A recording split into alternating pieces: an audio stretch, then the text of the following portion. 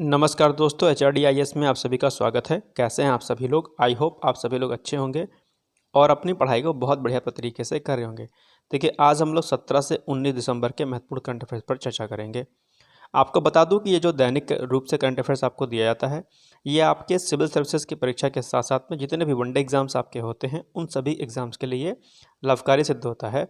जैसे कि आपकी परीक्षा RO की हुई, PPSCS, UPSSC, PET, MPPSC, UGC net, CUT सहित सभी एक दिवसीय परीक्षाओं के लिए ये करंट अफेयर्स आपका समान रूप से उपयोगी होता है। तो आप किसी भी परीक्षा की तैयारी कर रहे होंगे, ये करंट अफेयर्स आपके लिए लाभकारी सिद्ध होगा। चलिए बिना देरी किए हुए आज का सेशन स्टार्ट करते हैं और देखते हैं कि आज का हमारा पहला प्रश्न क्या है। पहला हमारा प्रश्न है, इंपॉर्टेंट है, ध्यान रखिएगा।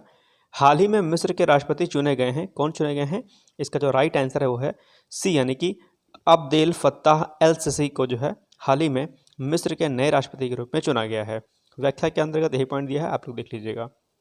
क्वेश्चन नंबर 2 है, हाल ही में प्रधानमंत्री नरेंद्र मोदी ने स्वरवेद मंदिर का उद्घाटन कहाँ पर किया है? इंपॉर्टेंट है, उत्तर प्रदेश से संबंधित प्रश्न है। ये परीक्षा के लिए आपके UPPCS RO के लिए महत्वपूर्ण है। इसका जो राइट आंसर हो जाएगा बी, यानी कि वाराणसी में जो है अभी हाल ही में प्रधानमंत्री श्री नरेंद्र मोदी द्वारा स्वरवेद मंदिर का उद्घाटन किया गया है। चलिए क्वेश्चन नंबर 3 है। अच्छा, इसमें डेट भी आप लोग ध्यान रखिएगा कि किस दिन किया गया है। तो 18 दिसंबर 2023 को स्वरवेद मंदिर का उद्घाटन किया गया है। कहाँ पर किया गया है? वाराणसी में किया गया है। अक्सर क्या होता है कि स्थान के साथ साथ में दिनांक उसका पूछ लेता है, तो आपको कहाँ पर किया गया है ये ध्यान रखना है, स्थान और किस दिन किया गया है उसकी डेट भी आपको याद रखनी है, ध्यान रखिएगा। चलिए क्वेश्चन नंबर 3 है, हाल ही में प्रधानमंत्री नरेंद्र मोदी द्वारा विश्व के सबसे बड़े कार्यालय सूरत डायमंड बोर्ड्स का उद्घाटन किस दिन किया गया? यह भी प्रश्न आपकी परीक्षा के लिए महत्वपूर्ण है। इसका जो राइट आंसर हो जाएगा ए, यानी कि 17 दिसंबर को। चलिए व्याख्या देखते हैं कि हाल ही में प्रधानमंत्री नरेंद्र मोदी द्वारा विश्व के सबसे बड़े कार्यालय सूरत डायमंड बोर्ड्स का उद्घाटन 17 दिसंबर 2023 को किया गया। आपको बता दूं कि हीरे का काम आपके सूरत में, गुजरात के सूरत में बहुत होता है और जो हीरा होता है उस पर पॉलिश करके उसे जो है भेजा जाता है अलग अलग देशों में, और जो है इसके खरीदार जो हैं अमेरिका जैसे देश, बहुत बड़े देश जो हैं इसमें शामिल हैं। तो हीरे का सारा कार्य जो है आपका सूरत में होता है और इसी कंटेक्स्ट में जो है यहाँ पर इस कार्यालय का उद्घाटन किया गया है। चलिए क्वेश्चन नंबर 4 देखते हैं। पहले खेलो इंडिया पैरा गेम्स 2023 के अंतर्गत शीर्ष स्थान पर निम्नलिखित में से कौन सा राज्य रहा? इसका जो राइट आंसर हो जाएगा ए, यानी कि हरियाणा राज्य जो है शीर्ष स्थान पर रहा। आइए व्याख्या देखते हैं। पहले खेलो इंडिया पैरा गेम्स 2023 के अंतर्गत शीर्ष स्थान पर हरियाणा राज्य रहा। इसका आयोजन कब से कब तक किया गया? 10 से 17 दिसंबर 2023 तक। कहाँ पर किया गया? नई दिल्ली में किया गया। ठीक, अब प्रथम स्थान अगर आपको याद है कि हरियाणा राज्य रहा, तो आपको दूसरा स्थान भी याद रहना चाहिए। दूसरे स्थान पर उत्तर प्रदेश, और ये पॉइंट भी इंपॉर्टेंट है क्योंकि ये उत्तर प्रदेश के कंटेक्स्ट में है। इसके अलावा यह गेम्स भारत सरकार खेलो इंडिया प्रोग्राम की नवीनतम पहल है। ध्यान रखिएगा, कोड बना करके आपसे प्रश्न पूछ सकता है, 3-4 विकल्प में दे देगा कि 1 और 2 सही है, 2 या 3 सही है। इसलिए आपको जो जितने पॉइंट इसमें दिए गए हैं ये सारे पॉइंट्स आपको इसमें पता होना चाहिए। चलिए नेक्स्ट क्वेश्चन, हाल ही में गीता महोत्सव 2023 का आयोजन कहाँ पर किया गया? इसका जो राइट आंसर हो जाएगा कुरुक्षेत्र में जो है हाल ही में गीता महोत्सव 2023 का आयोजन किया गया। ठीक, तो ये प्रश्न आप लोग ध्यान रखिएगा। नेक्स्ट क्वेश्चन है, काकरापार रिएक्टर स्थित है, कहाँ पर स्थित है? इंपॉर्टेंट है, अक्सर आपसे जो है प्रश्न पूछ लेता है इससे GS वाले पेपर में, लेकिन करंट में चर्चा में है काकरापार रिएक्टर, तो इसलिए आपके लिए परीक्षा की दृष्टि से महत्वपूर्ण है। तो इसका जो राइट आंसर हो जाएगा ए, यानी कि गुजरात में।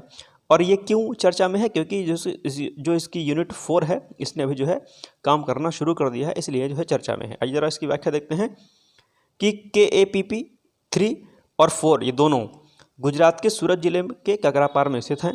काकरापार परमाणु ऊर्जा परियोजना, यानी जिसे हम KAPP 4 बोलते हैं, 700 मेगावाट की यूनिट 4 ने 17 दिसंबर 2023 को कितने बजे? 1:17 बजे पहली बार नियंत्रित विखंडन श्रृंखला प्रतिक्रिया का शुभारंभ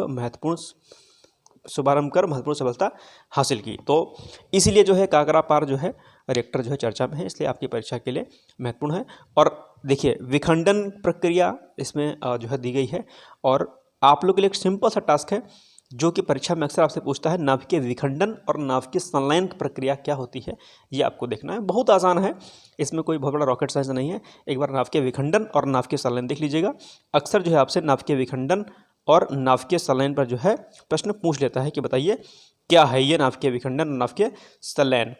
और 2-3 प्रश्न इसमें और पूछता है, सूर्य की ऊर्जा किस पर आधारित है, नाभिकीय विखंडन पर या संलयन पर।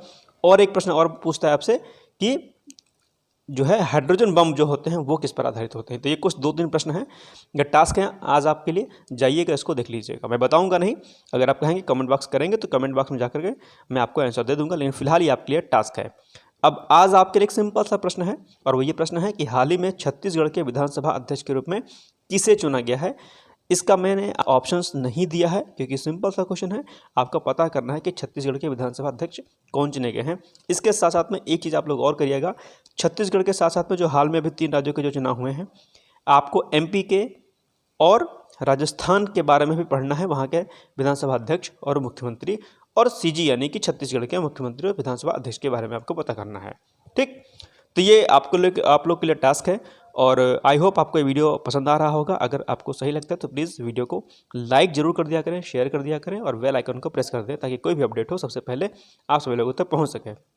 इसके पहले मैं आपको बताना चाहता हूं कि पीसीएस 2024 की जो तैयारी कर रहे हैं उनके लिए मैं सिंपल सी एक बात बोल रहा हूं कि अब वो लोग मेंस की तैयारी ना करें, अब वो लोग प्री पर लग जाएं, क्योंकि प्री बहुत ही जो है टफ होता चला जा रहा है, और जिस तरीके से कट ऑफ जा रही है ऐसी स्थिति में आपके लिए प्री पर फोकस करना सबसे महत्वपूर्ण है। मेंस की चिंता मत करिएगा, हम लोग अप्रैल माह से जो है मेंस की एनसीईआरटी प्रैक्टिस शुरू करेंगे, आप लोग ज्वाइन कर लीजिएगा उसको, आराम से सब लोग मिलकर करेंगे बढ़िया तरीके से, कोई दिक्कत वाली बात नहीं। लेकिन फिलहाल के लिए जो महत्वपूर्ण है वो है आपका प्रारंभिक परीक्षा को क्रैक करना, चाहे आप आरओ के विद्यार्थी हों या फिर यूपीपीसीएस के हों या यूपीएससी के हों। यूपीएससी वाले जो बच्चे हैं उनसे भी मेरा यही निवेदन है कि अब आप लोग चुपचाप से जो है प्री पर फोकस कर लीजिए। तो ये कुछ महत्वपूर्ण चीज़ें थी, मिलते हैं आज कल एक नए सेशन के साथ, तब तक आप लोग मस्त रहिए, व्यस्त रहिए। बहुत सारी शुभकामनाएं आप सभी लोगों के लिए, तब तक के लिए जय हिंद, जय भारत।